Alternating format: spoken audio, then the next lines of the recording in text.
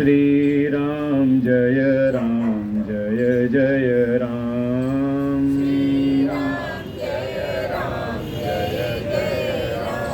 राम श्री राम जय जय राम।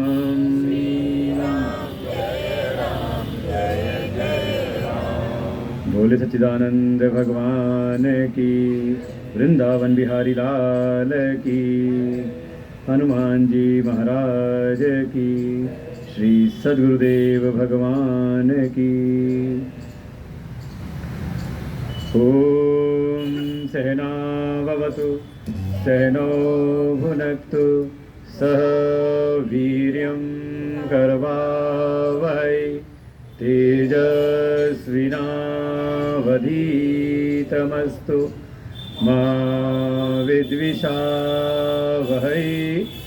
ओम शांति शांति शांति।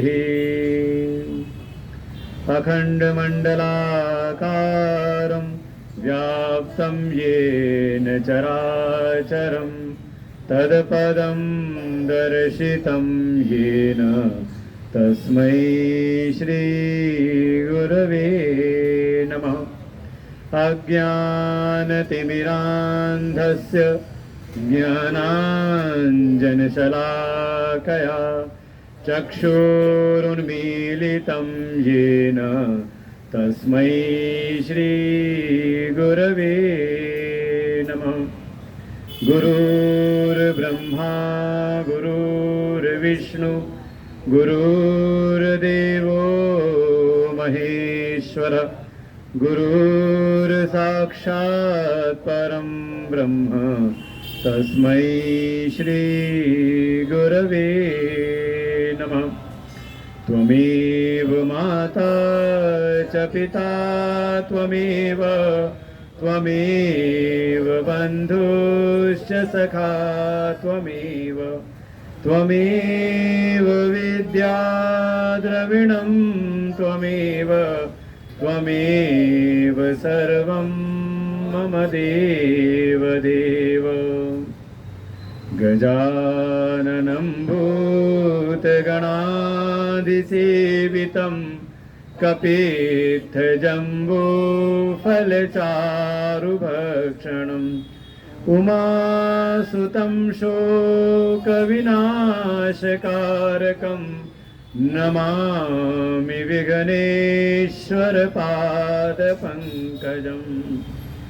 अतुलितबलधामं हेमशैलाभदेहं धनुजवनकृशानुं ज्ञानिनामग्रगण्यं सकलगुणनिधानं वानराणामधीशं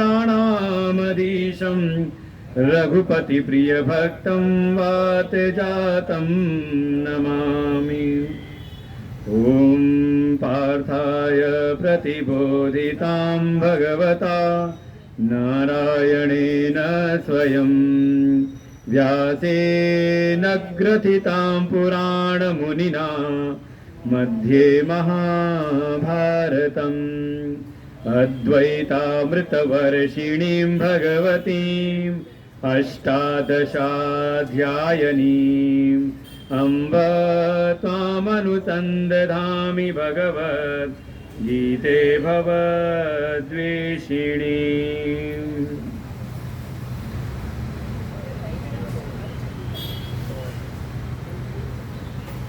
अनंत कोटि ब्रह्मांड नायक परात्पर ब्रह्म सच्चिदानंद स्वरूप परम पिता परमेश्वर के चरणों में कोटशः नमन। इस मत मंदिर प्रांगण में प्रतिष्ठित समस्त देवी देवताओं के श्री चरणों में कोटशः नमन वंदन। परमात्मा के ये अभिन्न स्वरूप प्रातः स्मरणीय परम श्रद्धेय परम वंदनीय अनंत श्री भूषित सद्गुरुदेव भगवान के चरणों में कोटशः नमन। परम श्रद्धेय परमादरणीय स्वामी राघवानंद जी महाराज, विद्यार्थीगण एवं समुपस्थित समस्त भगवत भक्त श्रद्धा भक्ति स्वरूपिणी मातृशक्ति, हनुमान जी महाराज जी की अहेतु कृपा कि अब उन्होंने अपनी छत्र छाया में, और लगता है जैसे यहाँ सामने दिखाई देते हैं हनुमान जी, लगता है उन्हीं को कथा सुना रहे हैं। मन की भावना होती थी कोई कथा नहीं सुने, कम से कम भगवान तो बैठे सुन रहे हैं। और साक्षात यहाँ हनुमान जी बिल्कुल सन्मुख हैं, तो उनकी कृपा से ही, क्योंकि उनसे बड़ा कोई कथा रस का प्रेमी संसार में क्या त्रिलोकी में नहीं, कि केवल कथा रस के प्रेम के कारण उन्होंने भगवान के साथ उनके लोक जाने को मना कर दिया कि जब तक आपकी धराधाम पर कथाएं होती रहेंगी मैं नतमस्तक हो करके आपकी कथाओं का रसपान करूंगा। ऐसे साक्षात हनुमान जी सन्मुख विराजमान हैं, उनकी अहेतु कृपा और साक्षात परमात्मा के ही अभिन्न स्वरूप हमारे सद्गुरुदेव भगवान का अनुग्रह कि हमारी वेदांत सत्संग समिति, जिसका कार्य है समाज में वेदांत का प्रचार प्रसार करना, और निमित्त बना रखा है टीपी पांडे जी, त्रिवेणी प्रसाद पांडे जी, वीरेंद्र अवस्थी जी, मनीष जी हैं, प्रभाकर जी हैं, और भी अन्य जो इनके सहयोगी गण राम जी हैं बैठे हुए, और मातृशक्तियों का भी बड़ा सुंदर योगदान इस कार्यक्रम में रहता है। भाव एक ही, कोई संसार की उपलब्धि नहीं, अर्थ काम जो अपने पुरुषार्थ से वो तो प्राप्त हो रहा है, जो प्रारब्ध से है उनको प्राप्त, उसको तो प्राप्त हो ही रहा है, लेकिन इसी मनुष्य जीवन में थोड़ा अपने आत्म कल्याण की भावना से जो परम पुरुषार्थ है मोक्ष की प्राप्ति, और उस मोक्ष की प्राप्ति स्वस्वरूप में अवस्थान कराने का एक ही मार्ग है, वो है वेदांत। तो उस वेदांत मार्ग का अनुसरण करते हुए साथ ही अपने इष्ट मित्र, अपने समाज के लोगों को भी थोड़ा वेदांत ज्ञान ये कम से कम उसका एक रस तो प्राप्त हो, क्योंकि समाज में कथाओं के नाम से आजकल बहुत कुछ प्रचलित चल रहा है। वो भी अच्छा है, प्राथमिक रूप से प्रारंभिक स्तर पर वो भी अच्छा है, कम से कम कुछ क्षण बैठ करके भगवान के नाम का कीर्तन, भगवान के नाम की महिमा, उनके गुण, उनके रूप, जैसा महाराज जी कह रहे थे, वर्णन कर रहे थे निर्गुण निराकार का परम तत्व का, लेकिन वहाँ हमारी सीधी पहुँच नहीं। वहाँ पहुँचने के लिए पहले उन्हीं के सगुण साकार जो उनका स्वरूप है, उसके नाम, रूप, गुण, लीला, धाम, थोड़ा हम इसका चिंतन करें, इसमें रमण करें। इसके रमण करते करते कहा पहले अपने अंतःकरण को हम शुद्ध करें, और शुद्ध अंतःकरण के द्वारा उनकी उसी निराकार स्वरूप की प्राप्ति अपनी आत्मा रूप में। तो उपाय है केवल और केवल वेदांत का मार्ग। समाज में जो अन्य मार्ग प्रचलित है वो भी अच्छे हैं, किसी न किसी प्रारंभिक स्तर पर वो कर करके ही हम आज यहाँ पर पहुँचे हैं। और सीधे वेदांत में कहें तो 3 प्रस्थान है वेदांत में।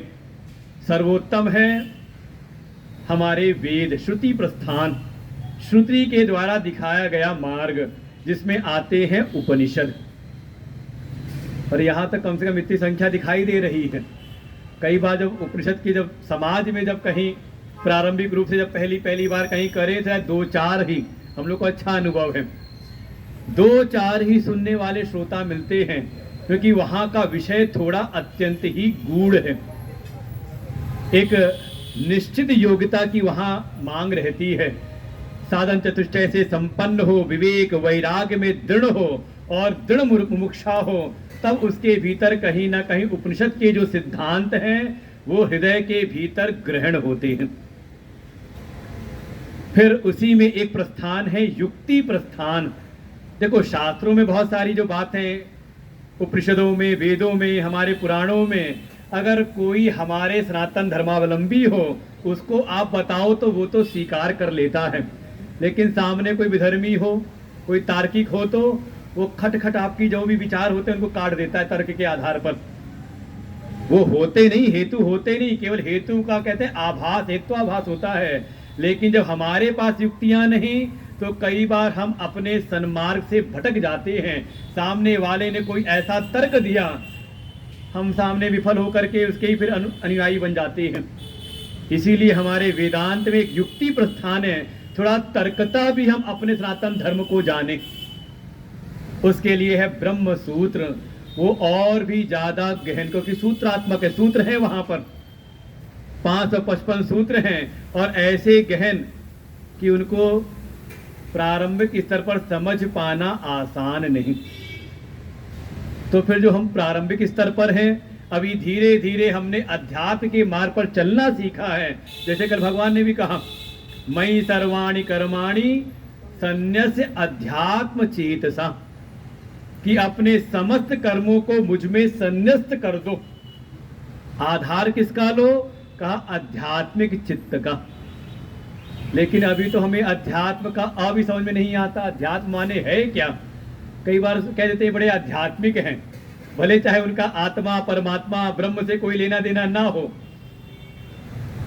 तो अध्यात्म क्या है? कोई अगर समझना चाहे, अभी उपनिषद में प्रवेश करने की सामर्थ्य नहीं, उतनी मेधा प्रगाढ़ नहीं, तो ब्रह्म सूत्र में भी हमारा प्रवेश होता नहीं, तो हमारे परम पुरुषोत्तम लीला पुरुषोत्तम भगवान कृष्ण ने हम सब एक जो प्रारंभिक स्तर के जो साधक हैं उन पर कृपा करके एक प्रस्थान और हमें प्रदान किया, एक मार्ग हमें और दिया, जिसको हम कहते हैं स्मृति प्रस्थान। भगवान के स्मृति में जो दिव्य ज्ञान था, मनुष्य के परम कल्याण का, उपनिषदों में प्रतिपादित जो ब्रह्म विद्या है, वही ज्ञान समय पा करके भगवान ने अर्जुन को निमित्त बनाया। जैसे गाय का दूध दूना हो तो हमें बछड़े को निमित्त बनाना पड़ता है, ऐसे ही उपनिषदों का रूपी जो गाय का जो अमृत स्वरूप जो ज्ञान है, जो ब्रह्म विद्या है, कैसे उसको उतारा जाए? तो भगवान ने बछड़ा बनाया है अर्जुन को। सर्वोपनिषदो गावो का सारे उपनिषद गाय हैं, और दोग्धा स्वयं भगवान है दूहने वाले, और बछड़ा बनाया है अर्जुन को। अर्जुन को निमित्त बना करके उस दिव्य ज्ञान को जो उनकी स्मृति में था उसको प्रकट किया। और देखें, जो ज्ञान है, जो तत्व है, वही उपनिषदों की जो ब्रह्म विद्या है। उपनिषत्सु ब्रह्म विद्यायाम, उपनिषदों में प्रतिपादित जो ब्रह्म विद्या है उसको ही यहाँ पर प्रकट किया है।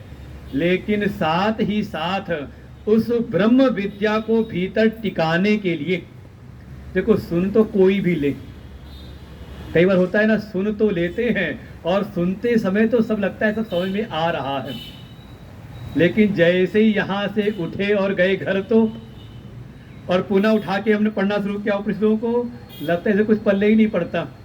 कारण कि वो सत्संग का एक ऐसा प्रभाव, और जो व्यासपीठ पर बैठे जो व्यास हैं, आचार्य हैं, उनके तब का वो प्रभाव कि उनके एरा में आकर के हमारी बुद्धि वैसी सात्विक हो जाती है और हमें सब समझ में आता है। लेकिन भीतर अपनी पात्रता नहीं, तो फिर बाहर जाकर के सब स्मृत भी हो जाता है। तो भगवान ने बड़ी करुणा की कि उसी उपनिषद की ब्रह्म विद्या का भी प्रतिपादन किया, लेकिन वो ब्रह्म विद्या भीतर टिके, उसके लिए योग्यता कैसे उत्पन्न हो, तो उसके लिए योग का भी प्रतिपादन किया, योग शास्त्रों का भी प्रतिपादन किया है। उसी के अंतर्गत ही है ये कर्म योग। भगवान ने जैसा कि अर्जुन के मन में जिज्ञासा प्रकट हुई, अर्जुन ने शरणागति भगवान के चरणों में ली, लेकिन भगवान ने देखा अर्जुन के जो वक्तव्य थे उसके द्वारा अर्जुन की जो भी मानसिक स्थिति है, जो बौद्धिक स्थिति है, जो उसका बौद्धिक धरातल है, उसको जान करके भगवान ने प्रारंभ में अर्जुन के सामने लक्ष्य स्थापित किया है कि मनुष्य जीवन का परम लक्ष्य है ब्रह्म निर्वाण की प्राप्ति करना, केवल और अर्थ काम की सिद्धि नहीं, क्योंकि इतनी सिद्धि तो अन्य योनियों में भी हो जाती है।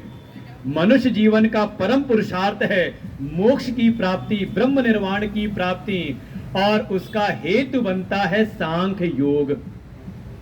ऋते ज्ञानात् न मुक्ति, बिना ज्ञान के, बिना ब्रह्म विद्या के, बिना आत्म ज्ञान के वो जीवन मुक्ति उपलब्ध नहीं होती। इसी जीवन में मोक्ष की प्राप्ति संभव नहीं है। इसलिए भगवान ने सांख्य योग का भी प्रतिपादन किया, लेकिन सामने जो अर्जुन है, अर्जुन की स्थिति को देख करके भगवान उनके स्तर पर उतर करके, हे अर्जुन, जीवन का परम लक्ष्य है मोक्ष की प्राप्ति, ब्रह्म निर्वाण की प्राप्ति, और उसके लिए साक्षात साधन है ज्ञान सांख्य योग। लेकिन अर्जुन, जैसी तेरी बौद्धिक स्थिति को मैं देखता हूँ, तुम्हारे अंतःकरण की स्थिति को देखता हूँ, तुम्हारे लिए अभी कर्म करना ही उचित है। बस ये है कि कर्म करते करते लक्ष्य रहे कि इस कर्म योग की साधना के द्वारा अंतःकरण शुद्धि हो और फिर हम ज्ञान योग की, सांख्य योग की निष्ठा प्राप्त करें, भटक ना जाएं। इसलिए भगवान ने पहले सांख्य योग स्थापित किया, उसके बाद उसकी प्राप्ति के लिए जो पात्रता उत्पन्न करनी है उसके लिए योग की साधना कर्म योग भी बताया। और अर्जुन को बार बार प्रेरित करते, हे अर्जुन तुम कर्म करो, तस्मात् कुरु कर्मत्वम योगस्थम कुरु कर्माणि। ऐसे बार बार अर्जुन को प्रेरित किया, लेकिन बार बार सावधान भी किया कि ये जो कर्म है ये ज्ञान से थोड़ा अवर है। दूरेणि अवरम कर्म बुद्धि योगा धनंजय। हे धनंजय, ये ज्ञान योग से जो कर्म का मार्ग है थोड़ा अवर कोटि का, थोड़ा निचले स्तर का है। इसलिए इसको करते हुए इसमें आसक्त मत हो जाना, इसको करते हुए अगली सीढ़ी में प्रवेश करना। जैसे एक दिन निवेदन किया था ना कि लक्ष्य है इंजीनियर बनना, डॉक्टर बनना, उसके लिए आवश्यकता है वो 4 या 5 साल की पढ़ाई, मेडिकल कॉलेज की, इंजीनियरिंग कॉलेज की। लेकिन वहां तक पहुंचने के लिए, उस बौद्धिक धरातल को प्राप्त करने के लिए कि वो 4 साल 5 साल की पढ़ाई हमें टिक जाए, भीतर समझ में आए, उसके लिए लंबी साधना करनी पड़ती, कम से कम 12 वर्ष की, जो इंटरमीडिएट तक की पढ़ाई है कि नहीं? बिल्कुल समझे उस बात को। तो भगवान भी वही कहते, हे अर्जुन इसलिए ये कर्म की साधना है। और यही सब बात करके फिर अर्जुन को पुनः ज्ञानियों की महिमा का प्रतिपादन किया, जिसको सुन करके थोड़ा अर्जुन डावाडोल हुए। देखो कई बार होता है, अरे कुछ नहीं, कथाएं सुन करके आपका मन डावाडोल होता है। कहीं श्रावण की महिमा आई तो कथा सुनी हमने भगवान भोले बाबा की, आ गया भादव जन्माष्टमी तो कथा सुनी भागवत जी की, कभी हमने महिमा सुनी प्रभु श्री राम की, कभी सुन ली देवी मैया की महिमा। तो सुन करके हमारे मन में होता आखिर हमें उपासना किसकी करनी चाहिए, डाउडोल तो नहीं होता मन। तो बिल्कुल ये सब बातें सुन सुन करके होता है। इसीलिए किसी योग्य आचार्य के द्वारा इसको आप श्रवण करें, वो आपके उस कथा के द्वारा ही आपके संदेहों को मिटाते हैं। तो अर्जुन का मन भी कहीं ना कहीं एक संदेह से मोहित हुआ कि भगवान एक तरफ परम श्रेय की प्राप्ति के लिए ज्ञान योग की महिमा बताते हैं, लेकिन मुझको प्रेरित करते हैं कर्म की साधना के लिए, ऐसा क्यों?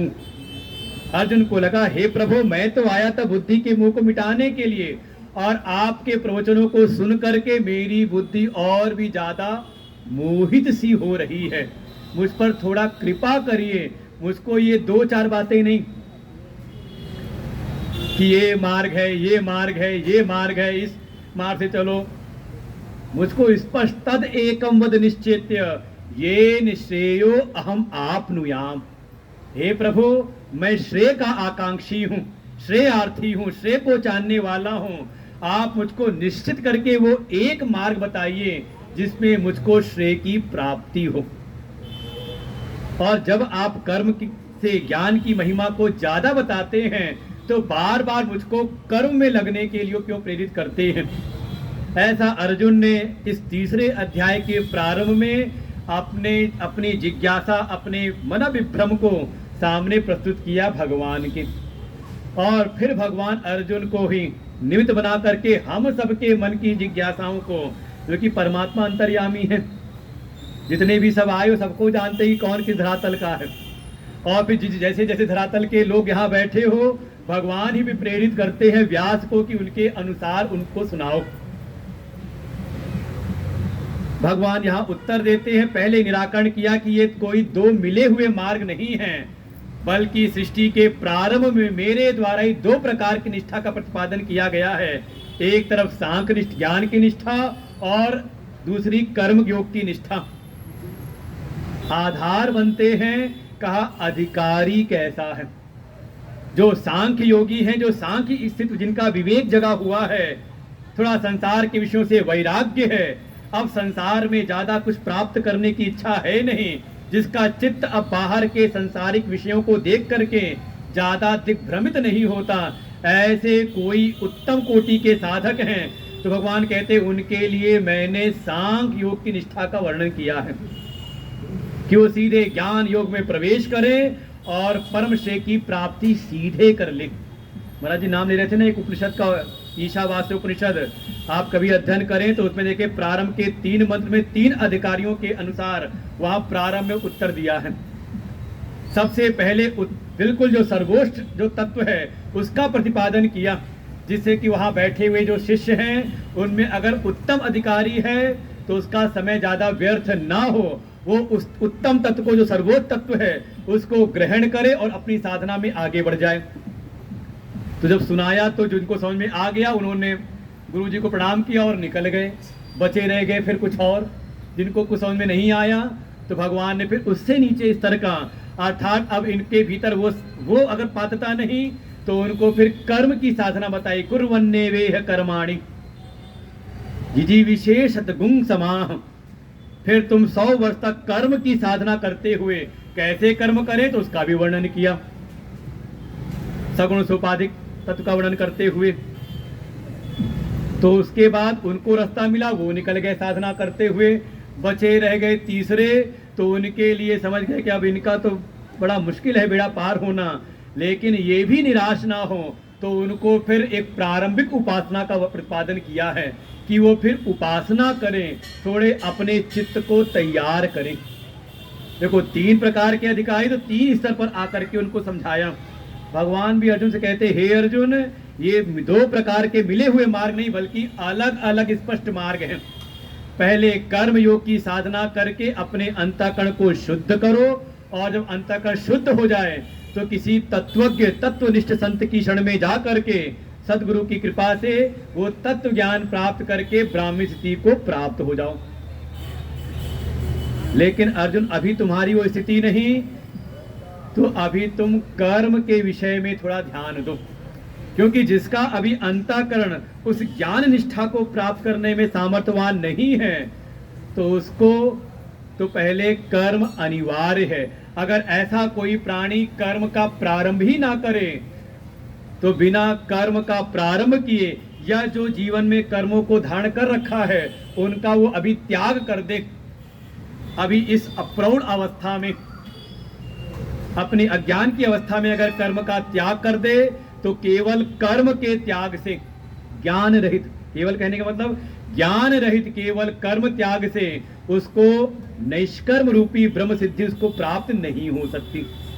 और फिर भगवान उसको कर्म की अनिवार्यता का प्रतिपादन करते हैं, और 4थे श्लोक से लेकर के 16वें श्लोक तक भगवान का एक निश्चित मत है कर्म क्यों करना चाहिए। और भगवान ने सुंदर निरूपण किया है कर्म क्यों करना चाहिए।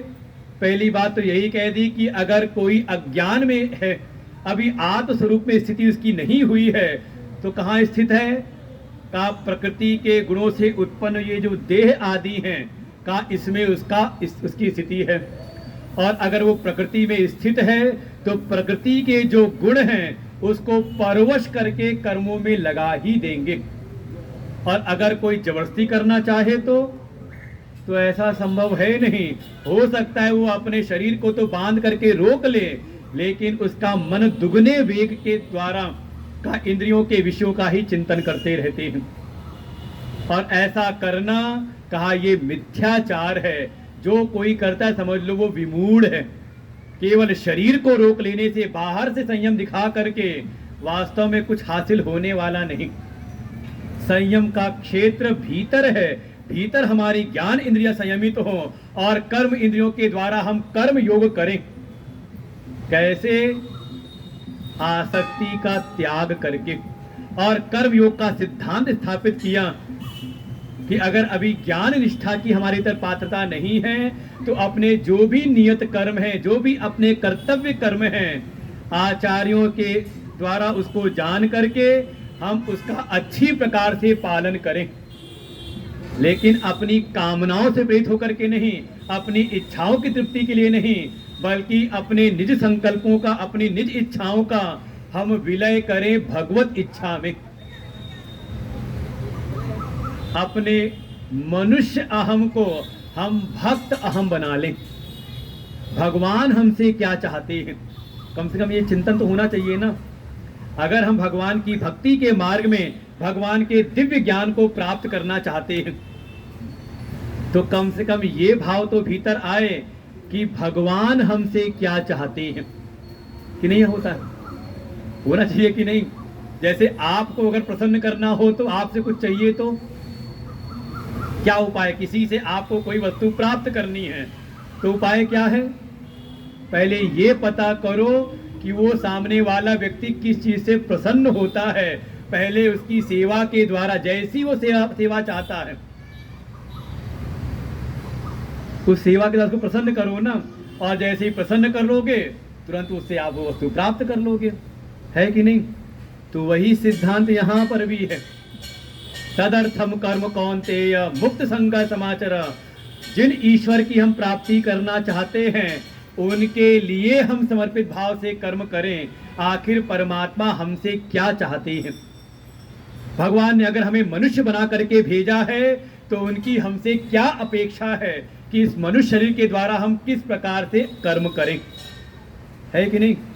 तो जीवन कैसा हो, जीवन फिर मनमाना ना हो, कैसा हो, कहा भगवान की इच्छा के अनुरूप हो, और भगवान की ही इच्छाएं व्यक्त है हमारे शास्त्रों में, उसी का नाम है धर्मशास्त्र। और गीता जी तो भगवान की वाणी है ना, तो कम से कम गीता जी का स्वाध्याय सत्संग करते हुए हम देखें तो अपने आप को कि हम भगवान के दिखाए ट्रैक पर चल रहे कि नहीं चल रहे, भगवान जो मनुष्य मात्र से चाहते हैं वैसा हमारा जीवन है कि नहीं।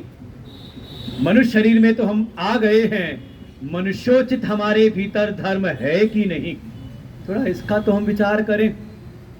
इसी का नाम है तद अर्थम। अभी तक हमारा जीवन है, हम कर रहे हैं मद अर्थम।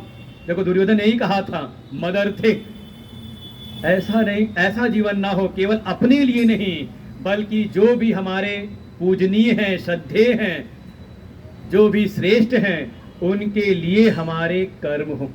मुक्त संग समाचर, और ऐसा करते हुए अपनी ममता आसक्ति से हम मुक्त रहें और साथ ही सम्यक आचरण करें। भगवान ने कर्म योग का सुंदर यहाँ पर दृष्टांत उपस्थित किया और लगभग 16 श्लोकों तक यही बात रिपीट की है, बार बार शब्दों को बदल बदल करके। तस्मात् सततम कार्यम कार्यम कर्म समाचर, बार बार उसी बात को, कर्म योग के सिद्धांतों को स्पष्ट किया। और इसी में कर्म की अनिवार्यता बताने के लिए ही भगवान ने एक सृष्टि चक्र का प्रतिपादन किया है कि कैसे भगवान से ही, देखो अब भगवान की इच्छा के अनुसार करना है तो हम जो चाहते हैं, देखो होता यही है जीवन में, देखें हम वो करते हैं जो हम चाहते हैं। अच्छा होता क्या है,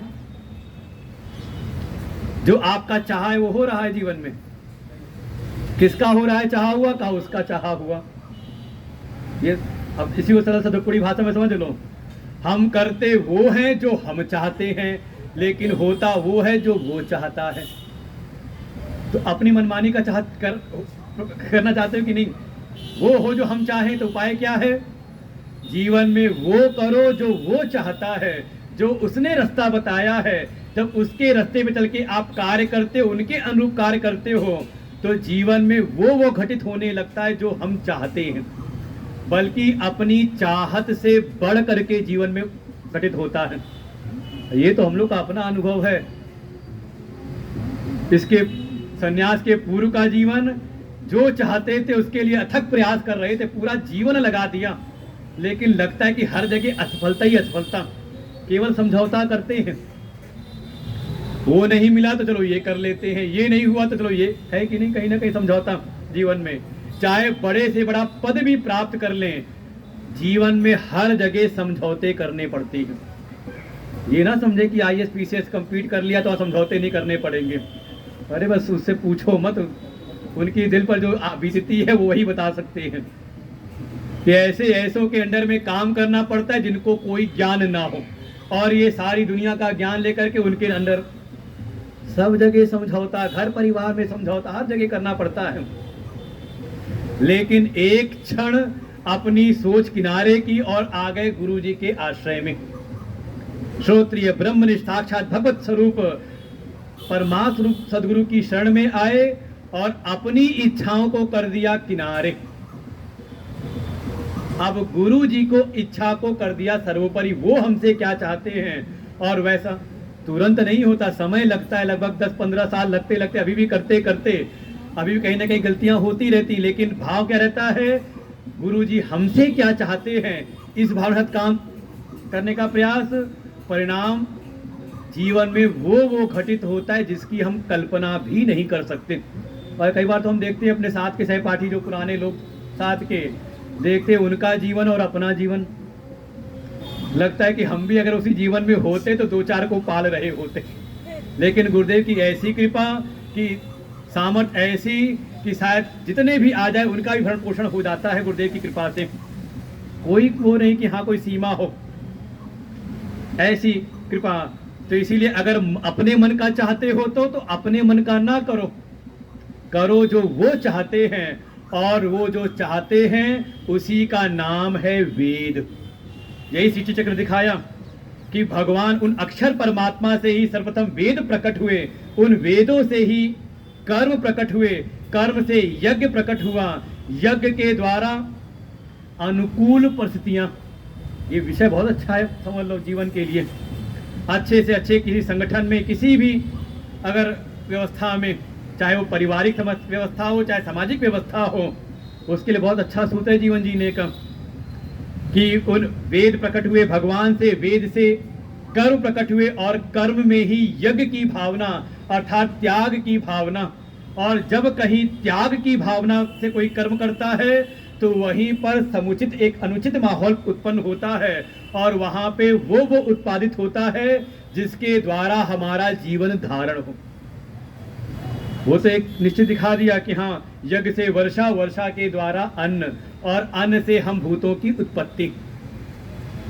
समझे, बिना त्याग बिना यज्ञ की भावना के का परिवार भी नहीं चलता। जब हमारे भीतर त्याग की भावना आती है, सब एक निश्चित उद्देश्य के लिए अपनी सामर्थ्य का त्याग करते हैं, तो फिर एक समुचित माहौल बनता है, और उसमें फिर पारिवारिक संरचना भी आगे बढ़ती है। ऐसी कोई कंपनी हो, फैक्ट्री भी हो, तो सब अपना अपना स्वार्थ सिद्ध करने लगे तो कुछ दिन उस कंपनी का भट्टा बैठ जाता। यही तो है हमारी सरकारी संस्थानों का बुरा हाल, सब अपने अपने स्वार्थ में। लेकिन सब अगर निश्चित एक उद्देश्य लग जाए, अपने राष्ट्र की उन्नति के लिए अपनी सामर्थ्य का त्याग करें, तो वहीं पर वो ऐसा एक अनुकूल वातावरण बनता है। अनुकूल वातावरण का नाम ही है वर्षा, पर्जन्य। क्योंकि बीज तो है पृथ्वी में, लेकिन जब तक उसकी अनुकूलता, वातानुकूलित नहीं होता, जब तक वहां पर वातावरण अनुकूल नहीं हो, तब तक वो बीज अंकुरित नहीं होता। ऐसे किसी भी संस्थान में जब सब त्याग की वृत्ति से अपनी सामर्थ्य का त्याग करते हैं, तो वहीं पर एक ऐसा वातावरण तैयार होता है जहां पे नए नए उत्पादन होते हैं, उत्पादन बढ़ जाता है, और जब पदार्थ उत्पन्न हुए तो उससे ही मनुष्यों का जीवन धारण होता है। तो भगवान ने पूरा एक सृष्टि चक्र दिखाया, और उसमें कर्म की अनिवार्यता दिखाई। इसलिए भी कर्म करना अनिवार्य है। तस्मात् सततम कार्यम कर्म समाचरण। भगवान पुनः पुनः इसी बात को स्पष्ट स्थापित करते हैं। और कोई इस सृष्टि चक्र में आकर के अगर सृष्टि चक्र का पालन ना करे, तो भगवान ने वहीं पर फिर एक श्लोक में ये भी कह दिया कि अगर कोई ऐसा है जो इस सृष्टि चक्र में आकर के कर्म का पालन ना करे, जो कर्म इस चक्र के लिए अनिवार्य है, ना करे, हेतु क्या बताया का कहीं ना कहीं इंद्रियाराम है, भोगों में आसक्त है, तो ऐसे प्राणी का जो जीवन है वो पाप करते हुए बीतता है, वो महापापी है, और उसका जीवन इस संसार में व्यर्थ है। तो कब तक कर्म करना है, कब तक इस कर्म चक्र का पालन करना है? क्या इससे छूटने का कोई उपाय नहीं? बिल्कुल उपाय है। करते करते एक ऐसी स्थिति जब तक ना हो जाए कि हमारे चित्त, हमारे मन और हमारी बुद्धि की रति, तृप्ति और संतुष्टि अपनी आत्मा में स्थित ना हो जाए।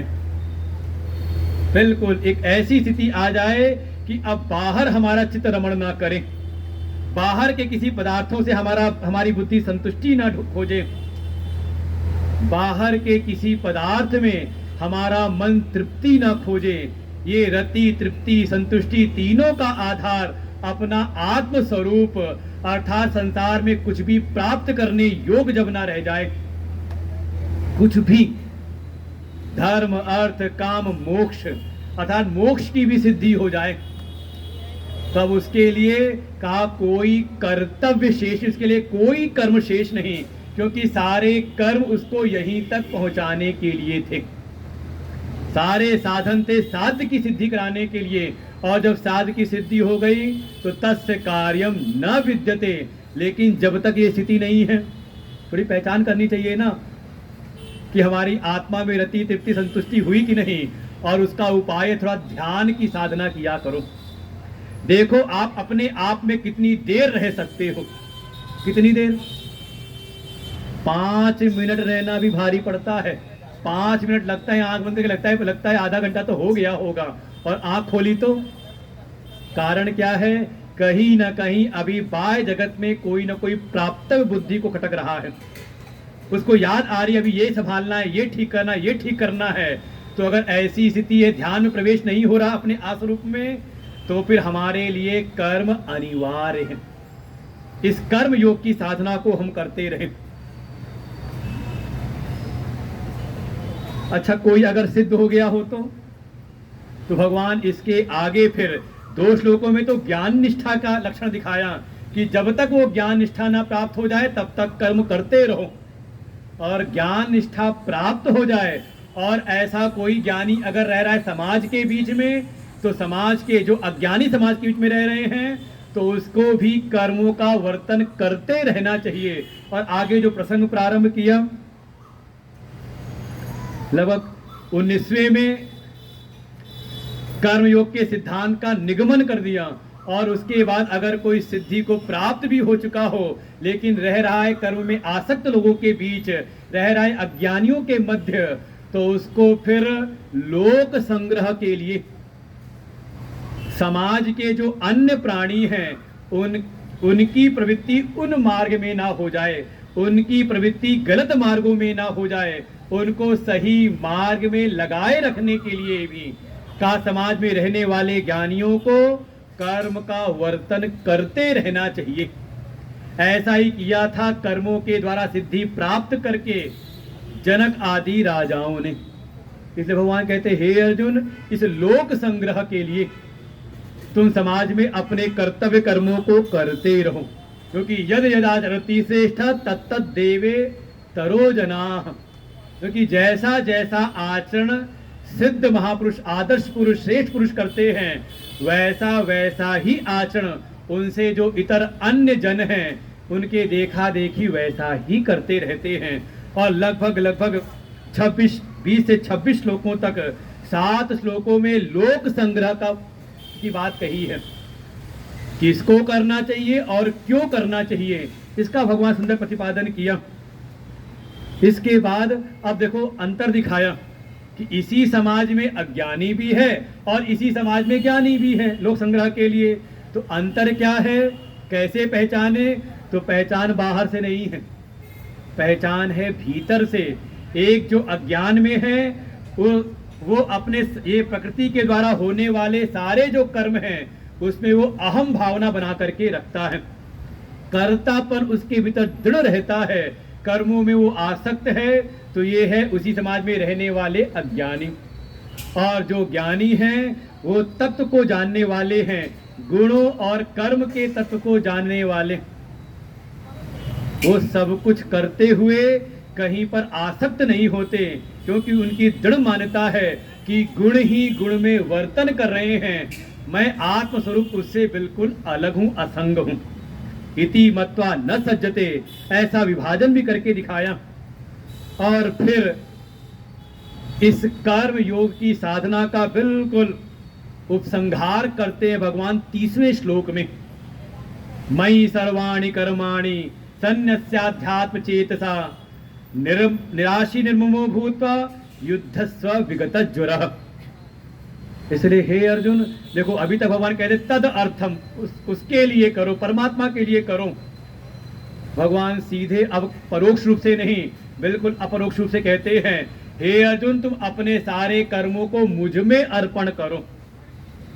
इसलिए 7 दिन तक हम भी कह रहे थे कि हाँ परमात्मा के लिए करो, कहीं कोई धर्म का कार्य उसके लिए करो, लेकिन अब 7वां दिन है तो फिर हम भी आह्वान करेंगे, ज़्यादा भटकने की जरूरत नहीं है। अगर इस गीता के ज्ञान में दृढ़ता प्राप्त करनी है तो हम कह सकते हैं लखनऊ क्षेत्र में, लखनऊ महानगर में अगर कोई एक ऐसा स्थान अगर आप ढूंढना चाहो जहां गीता के तत्व का चिंतन होता हो, प्रश्नों का चिंतन होता हो, तो ऐसा एक मात्र प्रतिष्ठान हमारे सदगुरुदेव द्वारा स्थापित वेदांत सत्संग आश्रम। तो जिसको भी इस मार्ग में आगे बढ़ना हो तो अपने कर्मों को वहां जाकर के थोड़ा समर्पित करें। और हम कह सकते हैं यहाँ बैठे जो पुराने साधक है उनसे ना हो तो आप पता कर लेना कि पहले क्या जीवन था और आगे अब क्या जीवन है। बिल्कुल जहां से हमें ये ज्ञान की प्राप्ति हो, कहीं पर नहीं, थोड़े हम चूजी हों। जैसे अपने लिए हमें कोई वस्तु ढूंढनी हो तो अपने जीवन निर्वहन के लिए भोजन का कोई पदार्थ है, अन्न आदि, वस्त्र आदि, तो हम चयन करते हैं कहाँ श्रेष्ठ से श्रेष्ठ मिलता है। ऐसे ही अगर हमें ज्ञान की प्राप्ति भी करनी, शास्त्रों को भी जानना है, तो कम से कम ढूंढे तो कि ये उत्तम सर्वोत्तम ज्ञान कहाँ मिल रहा है, और जहां मिल रहा है उनसे ज्ञान की प्राप्ति करनी तो कैसे होगी। तो वही सिद्धांत, आपके पास कोई कीमती वस्तु है, आपसे हमें प्राप्त करनी है तो आपके मन के अनुसार आपको प्रसन्न करना पड़ेगा। तो ऐसे ही उन सदगुरु को भी प्रसन्न करने के लिए उनके लिए कुछ हमें अपनी सेवाएं अर्पण करनी पड़ती हैं। भगवान सीधे कह रहे हैं, मयि सर्वाणि कर्माणि सन्न्यस्य, अपने समस्त कर्मों को मुझ में अर्पण करो। सीधा सीधा सिद्धांत है। भगवान कह रहे मनुष्य बनकर के जीवन ना जियो, बल्कि भक्त बनकर के जीवन जियो। भगवान क्या चाहते हैं, भगवान की क्या, हम वैसे उनकी कोई अपेक्षा है नहीं, चाहते नहीं, लेकिन भगवान कैसे प्रसन्न होते हैं ये भाव भक्त का होना चाहिए। भाई आपके 4 पुत्र हो तो किससे आप प्रसन्न होते हो? एक अपनी मर्जी से आपकी सेवा करे उससे, या एक दूसरा वो जो आपकी इच्छा करे, जो आपको प्रिय हो वैसा करके आपकी सेवा करे, कौन ज्यादा प्रिय होगा? तो ऐसे ही भक्त बन करके और निरंतर भाव ये रहे कि भगवान किससे प्रसन्न होते हैं, किस कार्य से, वही कार्य हम जीवन में करें। बिल्कुल मीरा बाई के वो है वो पद, जाई विधि मेरा साईं रीझे सोई भेष धरूं, मन मर्जी नहीं, आनुकूल संकल्प प्रतिकूल से वर्जनम रक्षति इति विश्वास। जो भी हमारे श्रद्धे, जिनके प्रति हमें समर्पित होना है, जिनसे हमें ज्ञान की प्राप्ति करनी है, उनके अनुकूल आचरण हो, और जो उनको प्रिय ना हो उनके प्रतिकूल का त्याग हो, और ऐसा करते हुए ये बिल्कुल दृढ़ता भीतर हो। रक्षति इति विश्वासा, ऐसा करते हुए हमारे जीवन की रक्षा होगी, और वास्तव रक्षा करते हैं। हमने अपने गुरुदेव को देखा है, उनकी शरण में जो आ जाए, उनके छत्र छाया में, उनके छत्र की छाया में जो आ जाए, जिसको एक बार स्वीकार कर लेते हैं, तो उनके केवल जीवन नहीं बल्कि उनके मरण तक की जिम्मेदारी लेते हैं। अभी बिल्कुल तत्काल की घटना, आलोक जी भी देख करके आए, अस्पताल में जो स्थिति थी, और उनके जो बच्चे जो सेवा में लगे, तो उनका कहना ये कि बिल्कुल 4 दिन पहले ऐसी स्थिति थी कि हम लोग को लगा बस अंतिम दर्शन, लेकिन गुरुदेव आए, आकर के अपना दर्शन दिया, कुछ अपनी कृपा की, 2 बार आकर के दर्शन दिया, और उसके बाद ऐसा सुधार कि कोई कल्पना भी नहीं कर सकता। ना वेंटिलेटर में जाने के बाद तो बस आशा ही रह जाती है, और वापस आकर के आज डिस्चार्ज हो रहे, आज घर पहुंच रहे। ऐसी ऐसी कृपा एक नहीं बल्कि अनेकों देखी है। ऐसे सदगुरु जब अपनी शरण में ले लेते हैं तो केवल जीवन नहीं, उसके मरण की भी जिम्मेदारी लेते हैं। किसी के बस की बात नहीं। हम तो ऐसे ऐसे को जानते हैं जो प्रत्यक्ष आज हैं और कहते हैं कि गुरुदेव की ऐसी कृपा कि यमराज का मुंह देख करके वापस आ गए कोरोना काल में। बिल्कुल ऐसे ऐसी वक्तव्य। वही भगवान कह रहे हैं, इसीलिए जब ऐसे सदगुरु की शरण ग्रहण करो तो संदेह के साथ में नहीं, पता नहीं होगा कि नहीं, देखो दुनिया के डॉक्टर के पास जाते हैं जहाँ पता नहीं हो ना हो, लेकिन वहाँ बड़ी श्रद्धा होती है। पहले ही हम फीस चुका करके तब प्रवेश करते हैं।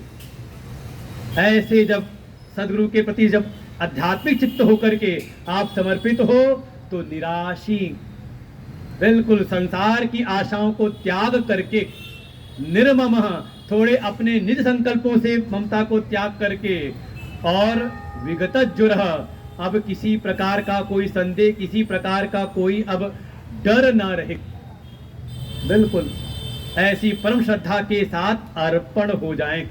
और जो कोई करता है तो उनके द्वारा बताए गए कर्म की साधना के द्वारा वो कर्म के बंधनों से वो भी मुक्त हो जाते हैं।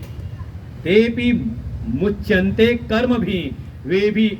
भगवान ने कहा था कि ज्ञान के द्वारा ही मुक्ति संभव है, निश्चित मत है, लेकिन कहते हैं इस कर्म के द्वारा भी कहा वो मुक्त हो जाते हैं। अर्थात इस कर्म की साधना से उसका अंतःकरण शुद्ध होता है और ज्ञान योग निष्ठा प्राप्त करके कहा वो इसी जीवन में मुक्ति का आनंद लेते हैं। और जो कोई उनमें कोई दोष दृष्टि करते हुए, देखो वहां बिल्कुल अपनी सारी ना नुकुर को किनारे करना पड़ता है। हमें लगता है कई बार कि गुरुजी ने ऐसा कहा, पता नहीं क्यों कह दिया, लेकिन अगर कोई उसको बिल्कुल श्रद्धापूर्वक मान ले तो जो हमें बिल्कुल उल्टा लग रहा था वो उल्टा काम करके भी हमें सब सीधा सब जीवन में, वास्तव में है क्या कि हमारी जो दृष्टि है ना वो पहले से ही उल्टी पड़ी हुई है। जिसको हम सीधा समझ रहे हैं वो है उल्टा। और जो सदगुरु आज उपदेश करते हैं वास्तव वो सही मार्ग कर रहे हैं, लेकिन अभी भौतिक धरातल से जब हम विचार करते हैं तो हमें वो उल्टा दिखता है। वो तो जो उसका श्रद्धा पूर्वक अनुष्ठान करता है तो उसके जीवन सब फल घटित होते हैं। भगवान कहते हैं अगर कोई ऐसा है जो उसमें कहीं ना कहीं दोष दृष्टि करता है तो उसके भीतर का जो भी कहीं अगर दो दृष्टि क्यों कर रहा है, उसको लगता है कि हम भी कोई कम नहीं, हमने भी कोई धूप में बाल सफेद नहीं किए, हमने भी चारों वेद 6, 7 और 18 पुराणों को हमने पढ़ रखा है, हम भी कोई कम नहीं है। वास्तव में उसके भीतर का ये जो भी ज्ञान है वो सब का सब नष्ट हो जाता है, किसी काम का था तो वो उसका कल्याण नहीं करता। तो मन में आया जब ये भगवान के द्वारा स्थापित जब मार्ग है और भगवान ऐसी बात कर रहे हैं कि इसके द्वारा भी सबकी मुक्ति हो सकती है, तो फिर सबकी प्रवृत्ति क्यों नहीं हो जाती इसी मार्ग में? भगवान का अनुशासन क्यों नहीं कार्य करता? ऐसा मन के अगर संदेह आया तो भगवान उस संदेह का भी निवारण करते हैं। 33वें श्लोक का पाठ करते। सदिशं चेष्टते स्वस्याः प्रकृतिर्ज्ञानवानपि प्रकृतिं यान्ति भूतानि निग्रह किं करिष्यति इन्द्रियस्येन्द्रियस्यार्थे रागदेशौ व्यवस्थितौ तयोर्नवशमागच्छेत् तौ यस्य परिपन्थिनौ श्रेयान् स्वधर्मो विगुणः परधर्मास्वनुष्ठिता स्वधर्मे निधनं श्रेयः परधर्मो भयावह। जो मन के भीतर कहीं ना कहीं शंका आई अर्जुन के और अंतर्यामी परमात्मा पहचान गए।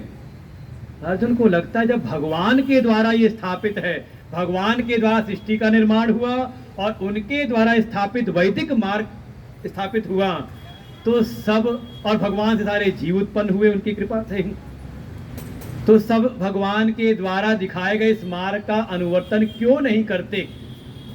भगवान फिर उस संशय का भी निवारण करते हैं। हे अर्जुन क्या बताऊं तुमको, ज्ञानवान अपि, है ना, सदृशं चेष्टे स्वस्य प्रकृतेर ज्ञानवान अपि। हे अर्जुन इस संसार में जो ज्ञानवान हैं, जो जिनको थोड़ी शास्त्रों की समझ है, जिन्होंने शास्त्रों के ज्ञान को भी प्राप्त कर लिया है, अरे हो सकता है दसियों साल उसे सत्संग सुना हो। ज्ञानवान भी जो हो गए हैं वे भी स्वस्या प्रकृते सदृशम चेष्टते। बड़े बड़े ज्ञानी भी कहीं ना कहीं अपनी जो स्वाभाविक प्रवृत्ति है, स्वाभाविक जो प्रकृति है, जो प्रकृति का निर्माण हुआ है जन्म जन्मांतर से, जन्म जन्मांतर के, अब देखो ये क्या है, ये स्वाभाविक प्रकृति है। क्योंकि जहाँ कहीं भी कथा होती है तो कथाओं में बीच बीच जाके चढ़ावा चढ़ाया जाता है। देखो आगे ना दृष्टांत सामने बिल्कुल स्पष्ट रूप से, भगवान की यही कृपा है, थ्योरी के साथ प्रैक्टिकल तुरंत दे देते हैं। ये एक स्वाभाविक सत्संगों की एक प्रकृति क्या है कि वहाँ सत्संग होता रहता है और बीच बीच में भगत लोग आके व्यासपीठ पर चढ़ावा चढ़ाते हैं, प्रणाम करते रहते हैं और व्यास लोग भी आनंदित होते, चलो आज कुछ ज्यादा चढ़ावा चढ़ा।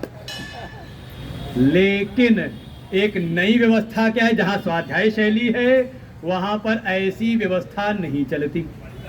तो 6-7 दिन टोकते टोकते भी आखिर तक भी कोई ना कोई श्रद्धावान, अच्छा ऐसा नहीं कि श्रद्धा भीतर नहीं है, भगवान की भक्ति नहीं, ज्ञान नहीं, बिल्कुल ज्ञानवान है, भगवान की भक्ति, भगवान से प्रेम भी है, लेकिन जैसी प्रकृति का निर्माण हुआ है पूर्व के कर्मों के संस्कार के द्वारा, ये मनुष्य, अच्छा इतना मैंने अभी टोक दिया, नहीं तो कई बार तो ऐसा होता है कि चलो एक ने चढ़ा दिया, हम सोचते कोई चलो चढ़ा के जा रहा है, चलो ठीक है, तब तक पीछे तो कोई बैठा हुआ होता है जो 4 दिन से सुन रहा था कि हाँ बीच में नहीं आना चाहिए, उसके मन में होता है एक चढ़ा दे, चलो हम भी जाके चढ़ा के आ जाते हैं।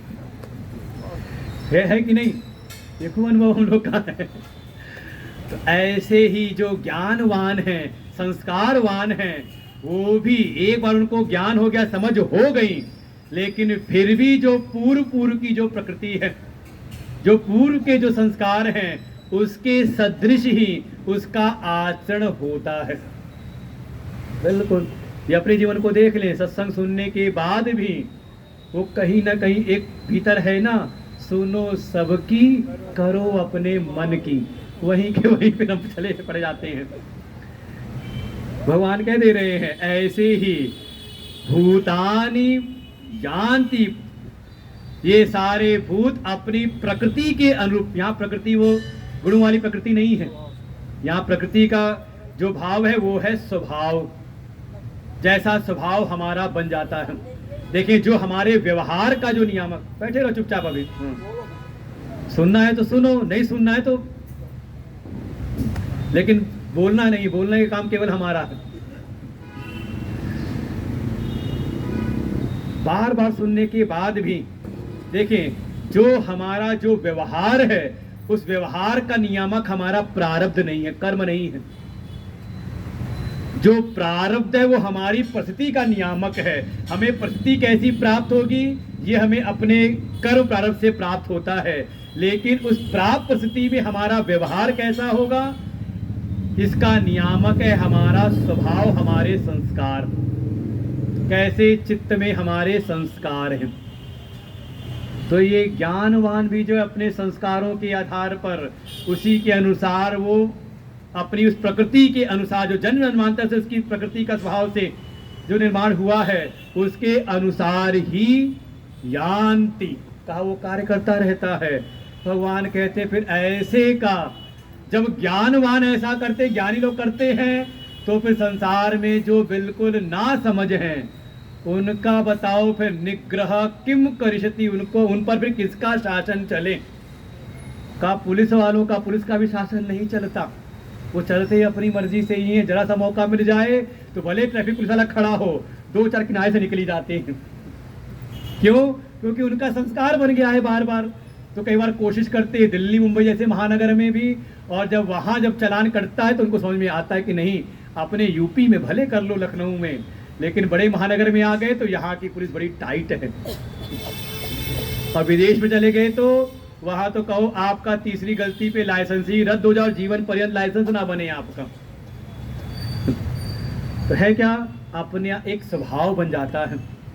तो मन के भीतर आया तुरंत एक बात, जब सब अपनी प्रकृति स्वभाव के अंतर्गत ही व्यवहार कर रहे हैं, तो फिर ये सत्संग, ये शास्त्र, फिर ये स्वाध्याय जो हम कर रहे हैं, इसका क्या प्रयोजन? फिर ये तो निष्प्रयोजन हो गए कि चाहे कुछ भी बताओ, तो करेंगे सब अपनी प्रकृति के अनुसार। कहा नहीं, ये जो स्वाध्याय है, जो सत्संग है, ये हमें अपने स्वभाव में परिवर्तन लाने के लिए प्रेरित करता है। अगले श्लोक में यही कहा कि ये स्वभावता क्या है, इंद्रियस्य इंद्रियस्यार्थे, जो हमारी इंद्रियां हैं इनका अपने विषयों में, इंद्रियों का इंद्रियों के अर्थ अर्थात इंद्रियों के विषय में एक स्वाभाविक राग द्वेष रहता है, व्यवस्थित है, व्यवस्थित हो। अगर नेत्र खुलते हैं तो रूप रंग का ज्ञान करते ही करते हैं, जाते ही जाते स्वभावतः आँख खुलेगी तो कई बार कह देते किसी का मना किया मत देखो तो कह रहे क्या करें, अब आंखें फोड़ ले क्या आंखें खुलेगी तो देखने ही दिखेगा ही दिखेगा, कान फोड़ ले क्या, अब कान खुले तो सुनाई देगा ही देगा, क्या करें। अब क्या है, हर इंद्री का अपने अपने विषय में राग द्वेष एकदम बैठा हुआ है। अगर कोई अनुकूल विषय मिल गया तो आप उससे चिपक जाते, राग करते हैं, और कोई प्रतिकूल अगर विषय आ गया तो मन के प्रतिकूल विषय आया तो उससे आप भागते हो, दूर करने का प्रयास करते हो। तो ये व्यवस्थित है। तो ये स्वाध्याय सत्संग में आकर के शास्त्र हमें यही प्रेरणा देते हैं कि अपने जीवन में राग द्वेष के द्वारा आप वशीभूत मत हो जाओ। तयोर न वशमागच्छे तयो राग द्वेषौ, इन राग और द्वेष के परवश हो करके जीवन मत जियो।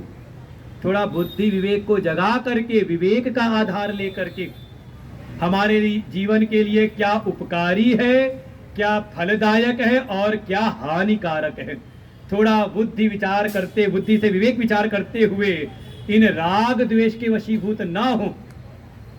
अच्छा मान लो शुगर हो गई तो अब मन तो कह रहा है कि कुछ मीठा खा ले, लेकिन बुद्धि क्या कह रही है, कह नहीं खाएंगे तो अभी का तो रस मिलेगा लेकिन 4-6 दिन फिर डॉक्टर की दवाइयों का रस लेना पड़ेगा। तो क्या हुआ, कहा हम उसके द्वारा वशीभूत नहीं हुए, हमने अपने बुद्धि विवेक को हमने पकड़ा हमने। तो वही कह रहे हैं, इन राग द्वेष के वश में ना हो, क्योंकि ये राग द्वेष ही हमारे इस कल्याण के मार्ग में, इस अध्यात्म के मार्ग में का यही प्रतिबंध है। और प्रतिबंध भी ऐसे केवल स्पीड ब्रेकर जैसे नहीं, वो जो बैरियर लगाता है ना पुलिस वाला, गिराता है बैरियर, चलो अब रुक जाओ, अब आगे नहीं जा सकते, तो समझ लो वही वाले परिपंथी कहते, जैसे पहले लोग यात्रा करते थे कहीं व्यापारी लोग, तो रास्ते में कुछ लुटेरे छुपे रहते थे और घात लगा करके हमला करते थे और लूट लेते थे उनको। तो जिस कार्य के लिए वो जा रहे थे उनका वो मार्ग अवरुद्ध हो गया, असफल होकर वापस लौट आए, यही होता था ना। तो ऐसे ही ये राग द्वेष मार्ग के लुटेरे हैं, प्रतिबंध हैं, जो हमारी साधना को मिटा देते हैं और हमें वापस लौटा देते हैं उसी जगह पर, इसलिए इसके वशीभूत ना हो। अतः थोड़ा बुद्धि विचार करते हुए, और देखो जब धीरे धीरे हम राग द्वेष से छूटने लगते हैं तो हमारे भीतर शास्त्र की प्रवृत्ति आती है। देखो राग द्वेष से छूटना हो तो उपाय हमारे गुरुदेव बताते हैं, क्या करो, का प्रतिपक्ष भावना, जिससे राग हो रहा है, राग क्यों हो रहा है, उसके हमें गुण ही हम देख रहे हैं। जहां हमें ज्यादा गुणवान कोई दिखाई दे जाए उसके गुणों का चिंतन करें तो उससे राग होता है। तो संसार की एक ऐसी व्यवस्था है कि कोई ऐसा तत्व नहीं, ऐसा कोई पदार्थ नहीं जिसमें गुण ही गुण हो, या कोई ऐसा पदार्थ नहीं दुनिया का जिसमें केवल दोष ही दोष हो, मिले हुए हैं। जड़ चेतन गुण दोष में विश्व कीन करतार, देखो गुण दोष सब जगह पर है। तो प्रतिपक्ष भावना करें, जहां आपका राग हो रहा है तो वहां कोई ना कोई आप दोष दर्शन करो, तुरंत आपका मन वहां से हट जाएगा। ठीक है, इसमें 10 गुण तो हैं लेकिन इसमें एक दोष भी है। क्या हो गया, राग आपका शिथिल हो गया। और कहीं आपका द्वेष हो रहा है तो ये कम से कम विचार करना चाहिए। साधकों को, गुरु भक्तों को, गुरु सेवकों को कई बार हम उससे राग कर लेते हैं, किसी से खूब हमारा राग हो रहा है, अपनी साधना से दूर हो रहे हैं, तो तुरंत विचार करें कि नहीं देखो ये हमारे जैसा सत्संगी नहीं, हमारे ऐसा साधक नहीं, इसके साथ जाकर के हमारा समय व्यर्थ हो रहा है। प्रतिपक्ष भावना की तो उससे राग थोड़ा शिथिल हुआ। अच्छा कोई ऐसा है जो हमें फूटी आंख नहीं भाता, लेकिन हमने देखा क्या नहीं, हमारे आश्रम में आता है, हमारे गुरु की सेवा में लगा रहता है, भगवान की सेवा करता है, तो क्या हुआ, उसके गुणों को जब देखा तो उससे हमारा द्वेष शिथिल हो गया। तो राग और द्वेष दोनों से ही हम मुक्त हुए और धीरे धीरे फिर हमारी प्रवृत्ति होती है शास्त्र के अनुसार, और शास्त्र जैसा बताते हैं वैसा जीवन में आने लगता है। लेकिन कई बार ऐसा होता है, जो शास्त्र ने हमें हमारा स्वधर्म बताया, जैसा गुरु ने हमें उपदेश किया या कोई मार्ग प्रशस्त किया हमारे लिए, हमें कई बार अपना जो स्वधर्म है, अपना ये जो हमें आदेश या उपदेश मिला है, हमें लगता है इसमें ये कुछ अच्छा है नहीं, लेकिन जो दूसरे को गुरु जी ने बताया है ना, उसका मंत्र ज्यादा अच्छा है, उसका कार्य ज्यादा अच्छा है, वो वाला हमें मिल जाए तो कितना अच्छा हो। भगवान सावधान करते हैं, कहते श्रेयान स्वधर्मो विगुण, कहा अपना जो स्वधर्म है वो विगुण, गुण से रहित हो दिखने पर भी, और सामने वाले का, दूसरे का सुअनुष्ठितात पर धर्म, अच्छी प्रकार से अनुष्ठित किया हुआ, अनुष्ठान किया हुआ जो पर धर्म है, दूसरे का धर्म है, उसके सामने अपना जो स्वधर्म है, अपना जो कर्तव्य, अपनी जो साधना है, अगर गुण रहित भी दिखाई दे तो भी का अपने स्वधर्म का, अपने साधना का त्याग ना करें। शास्त्र और सदगुरु ने हमारी पात्रता को देख करके हमें वो साधन बताए हैं। जैसे अर्जुन को तो लगा कि मुझको ज्ञान के ही मार्ग में लगना चाहिए, जब वो श्रेष्ठ है, तो मैं कर्म में क्यों लगूं? भगवान उसी की ओर संकेत कर रहे हैं कि गुण रहित दिखता, क्योंकि कहा ना भगवान ने कि कर्म का मार्ग थोड़ा अवर है और ज्ञान का मार्ग श्रेष्ठ है। तात्पर्य केवल ये कि अपनी पात्रता के अनुसार, जैसी हमारी पात्रता योग्यता है, उसके अनुसार शास्त्र ने जो भी स्वधर्म बताया हमारे लिए, जो भी साधन बताया है, वो गुण रहित लगते हुए भी, और वाकई गुण रहित लगता है। सवेरे उठ करके संध्या वंदन करना, लगता है सामने वाला तो बड़े मौज में रह रहा है, अपना कुछ ना उठने का जिम्मेदारी, ना कुछ करने की जिम्मेदारी, उसी का जीवन बड़ा अच्छा है। तो क्या किया, का उससे चित हो गए, दूसरे का धर्म क्या किया, अपने स्वधर्म को त्याग दिया। हमारे विद्यार्थियों को होता है, या अपने विद्यार्थी जीवन में हम पढ़ रहे हैं और दूसरे भाई या दूसरे जो लोग दिखाई दे रहे हैं पार्क में खेलते हुए, क्या हुआ हम लगे हैं साधना के मार्ग में और दूसरा मौज कर रहा है। क्या लगता है, ये देखो कुछ नहीं करते लेकिन फलते फूलते हुए दिखाई दे रहे हैं, और हम इतनी पूजा, इतना जप कर रहे हैं, और सारी समस्या हमारे ऊपर। क्या लग रहा है, गुणहीन लग रहा है अपना स्वधर्म। और कई बार शास्त्र द्वारा बताए, गुरु द्वारा बताए गए अपने स्वधर्म को हम त्याग देते हैं, परिणाम स्वरूप न यहाँ के रहे न वहां के हुए। इसीलिए कह रहे स्वधर्मे निधनम श्रेय, गुण रहित दिखता हुआ भी अपना जो स्वधर्म है का उसमें मर जाना श्रेयस्कर है, अपितु पर धर्म अच्छा दिखते उसका अनुष्ठान करना। परधर्म वास्तव में ये अज्ञान की अवस्था में ना, कई बार जो परधर्म है वो हमें अच्छा लगता है, अपना धर्म लगने लगता है। इसी जगह सावधान होने की आवश्यकता है। इसीलिए आवश्यकता है किसी सदगुरु की शरण में जाने का। अर्जुन तुरंत ऐसी बात सुन के फिर गए भगवान की शरण में, फिर भगवान से प्रश्न किया, प्रभु सब बात ठीक है, लेकिन ये सब सुनने के बाद भी लगता है जैसे जानता हूं कि मुझे मेरा स्वधर्म क्या है, क्या मुझको करना चाहिए, लेकिन सब कुछ जानते हुए भी समय आने पर ऐसा लगता है जैसे कोई भीतर बैठा हुआ है और जो हमें बलात् परधर्म में या अपने धर्म से च्युत करा देता है, परधर्म में लगा देता है या अपने स्वधर्म से हटा देता है। तो वो कौन है, वही बात पूछी है। अर्जुन उवाच अथ केन प्रयुक्तोऽयम् पापं चरति पुरुषः अनिच्छन्नपि वाष्णेय बलादिव नियोजितः। श्रीभगवानुवाच काम एष क्रोध एष रजो गुणसमुद्भवः महाशनो महापाप्मा विद्धेनमिह वैरिणम् धूमेनाव्रियते वह्नि यथादर्शो मलेन च यथोल्बेनावृतो गर्भः तथा तेनेदमावृतम् आवृतं ज्ञानमेतेन ज्ञानिनो नित्यवैरिणा कामरूपेण कौन्तेय दुष्पूरेणानलेन च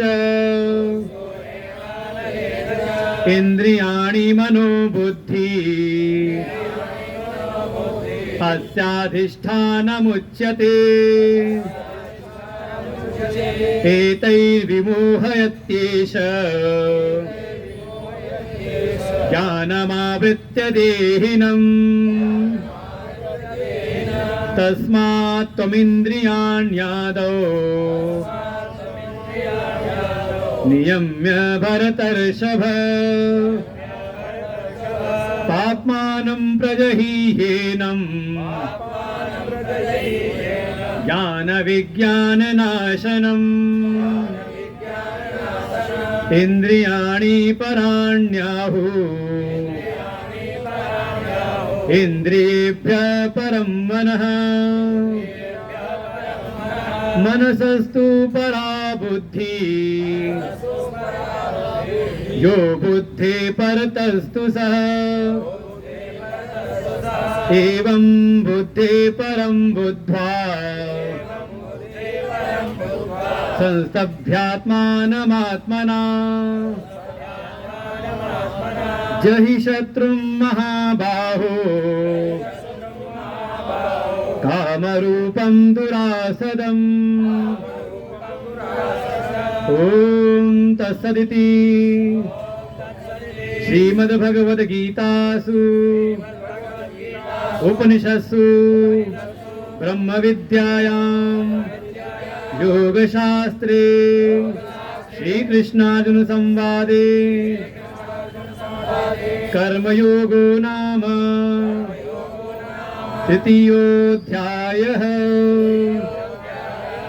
तो पूरा हो गया तीसरा अध्याय। अर्जुन के मन में एक शंका प्रकट हुई कि हे प्रभु, ऐसा कौन भीतर बैठा हुआ है कि हम जान रहे हैं कि हाँ कि ये पाप है, लेकिन समय आने पर हम उस पाप से बच नहीं पाते। अथ केन प्रयुक्तोयम पापम चरति पुरुषः।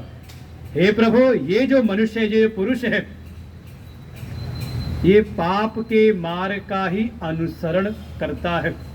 कैसे? अनिच्छनपि, हे वाष्णे, अपनी इच्छा ना होते हुए भी। यहाँ तो महाभारत में स्वयं दुर्योधन ने कहा, जानामि अधर्मम न च मे निवृत्ति, जानामि धर्मम न च मे प्रवृत्ति। हे प्रभु, हे आचार्य, अपने आचार्य से कहा था द्रोणाचार्य से कि मैं जानता हूं कि धर्म क्या है, लेकिन मेरी प्रवृत्ति नहीं होती, और मैं जानता हूं कि अधर्म क्या है, लेकिन मेरी निवृत्ति नहीं होती। लगता है केनोपि देवेन, लगता है भीतर बैठ करके महत बलेन, कोई बलवान देव बैठ करके मुझको जहां लगाता है मैं वहीं लग जाता हूं। और कई बार आप भी कहते हो, हम क्या करें प्रभु, जैसा करवाना चाहते वैसे ही हम करते। भगवान तो चाहते कि आप सन्मार्ग पर चलो, मुक्ति के मार्ग में चलो। भगवान तो चाहते कि आप संसार के विषय में भटको, लेकिन हमारे बिल्कुल यही है, भगवान की इच्छा के बारे पत्ता पत्ता भी नहीं हिलता। तो जब पत्ता नहीं हिलता तो फिर क्यों संसार के लिए क्यों करते हो? देखो, ये सब बातें आती जब भक्ति की बात हो, धर्म का मार्ग हो, मुक्ति का मार्ग, कहते भगवान की इच्छा नहीं, बिना उनकी इच्छा के पत्ता नहीं हिलता।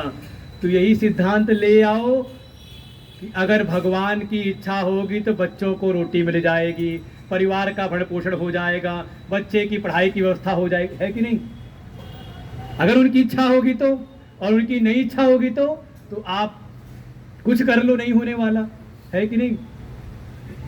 ये हमारा सिद्धांत है ना, हम अपने अनुसार लगाते हैं। ऐसा नहीं, बिल्कुल कहीं ना कहीं वही शंका अर्जुन के मन में भी है, जो हमारे भीतर एक धारणा रहती है कि हम चाहते नहीं थे लेकिन फिर भी हमसे ऐसा हो गया। अनिच्छनपि, बिल्कुल अपने मन की बात है, न चाहते, इच्छा ना होते हुए भी लगता है जैसे केन प्रयुक्त हो रहता है, किसी के द्वारा हम लगा दिए जा रहे, जैसे कोई राजा अपने सेवक को लगाता है। अच्छा, दफ्तर में मान लो इच्छा ना भी हो, लेकिन अधिकारी कई बार ऐसे होते हैं कि इच्छा नहीं है कि हम रिश्वत ले, लेकिन ऊपर वाला अधिकारी हो, मंत्री हो, कहे नहीं हमको तो चाहिए, तो क्या है, कहा ठीक है, फिर मजबूरी का नाम यहाँ लगाओ, मजबूरी का नाम महात्मा गांधी, फिर महात्मा गांधी वाले कागज को लाना पड़ेगा, फिर कहीं ना कहीं मजबूरी में लगता है जैसे किसी के द्वारा बलात् कोई लगा दे रहा है, भीतर बैठा हुआ। पापम चरति, ये मनुष्य पाप का आचरण करता है। ऐसा कौन है वो, किसके द्वारा वो प्रयुक्त किया जाता है? भगवान उत्तर देते, सीधे कहते हैं, ये कोई और नहीं, काम एष, ये जो भीतर कामनाएं बैठी हुई हैं, ये जन्म जन्मांतर की जो विषय वासनाएं हैं, वही समय आने पर वासनाएं ही इच्छा का रूप, कामना का रूप लेकर के हमें बलात् लगा देती हैं। और यही काम ही एक समय क्रोध का रूप ले लेता है। काम ऐसा, क्रोध ऐसा, दो नहीं है। ये कामना ही जब बाधित होती है तो जिसके द्वारा बाधित हो उस पर क्रोध आता है, और ये काम जब उत्पन्न होता है, क्रोध उत्पन्न होता है, तो ये रजोगुण को उत्पन्न कर देता है और फिर हमें संसार में लगा देता है। अच्छा, कामना मन के भीतर हो, क्रोध मन के भीतर हो, और आप ध्यान करो, कितनी देर करोगे?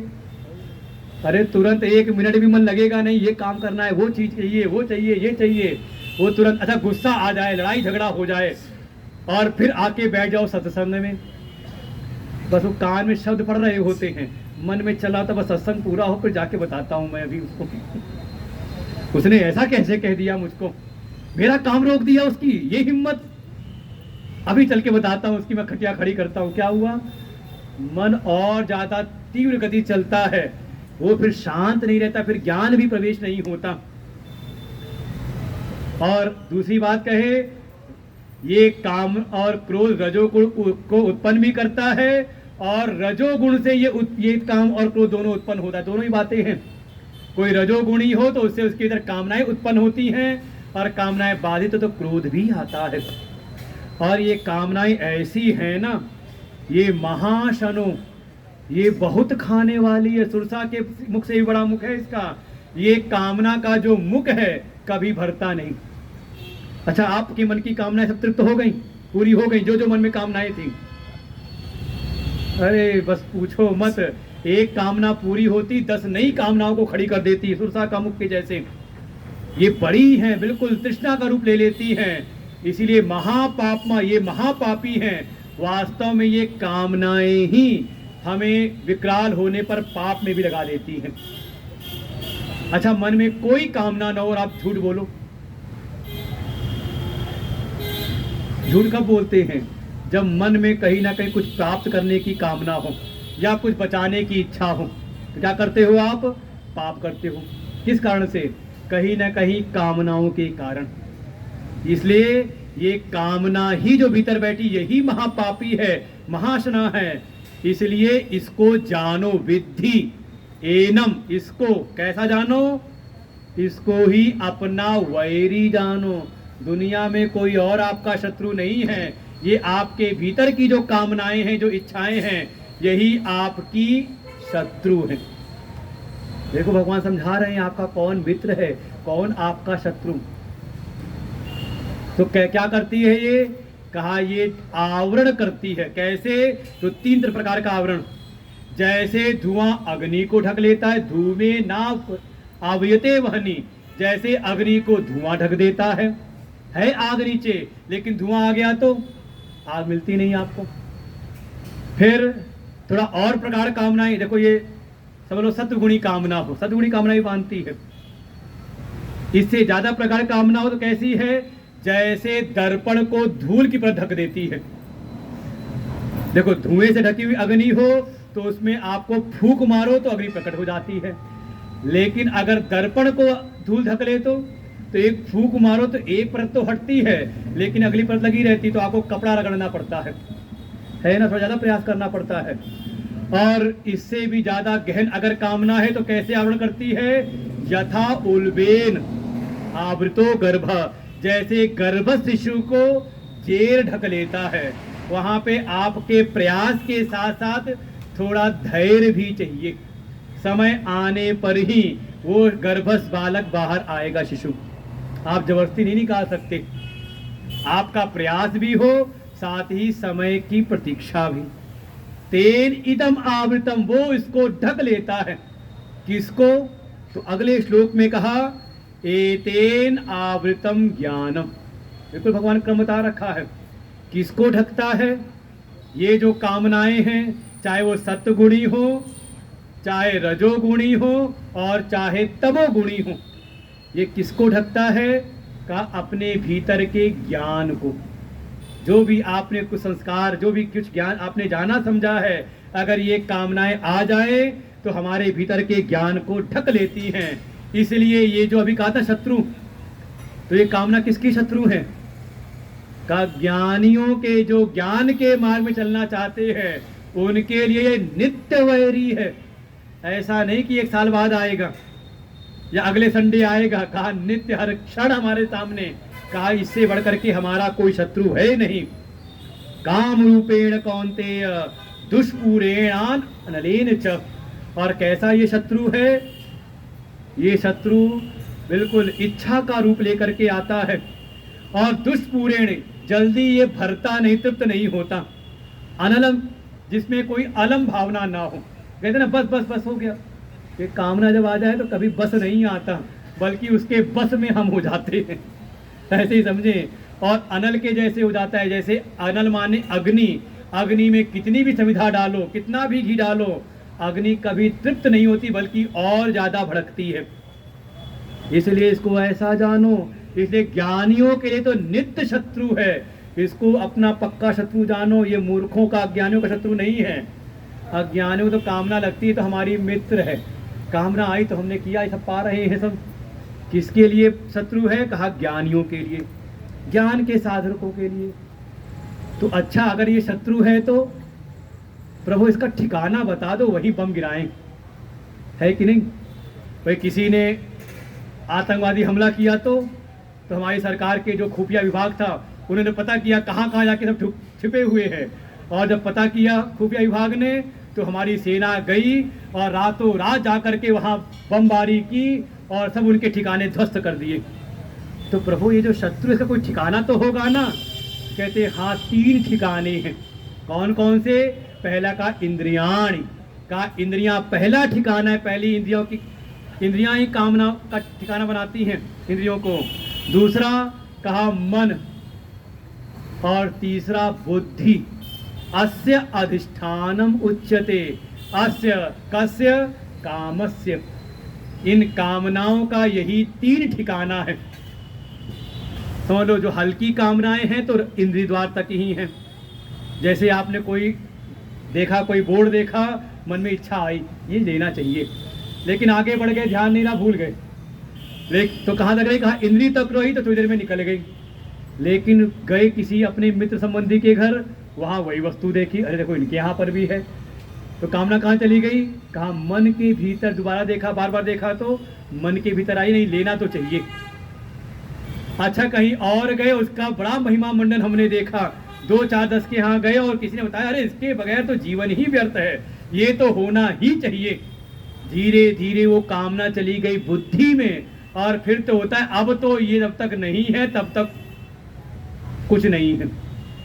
कहाँ चली गई, वो कामना दृढ़ होकर चली गई बुद्धि में, और जब चली जाती है तो देहिनम, इस जीव आत्मा को, देह का जो स्वामी है, एतई विमोहयति एषः, का ये कामना उस जीव आत्मा को, जीव को कहा मोहित कर देती है, मोहित करके उसके सारे ज्ञान को ढक देती है।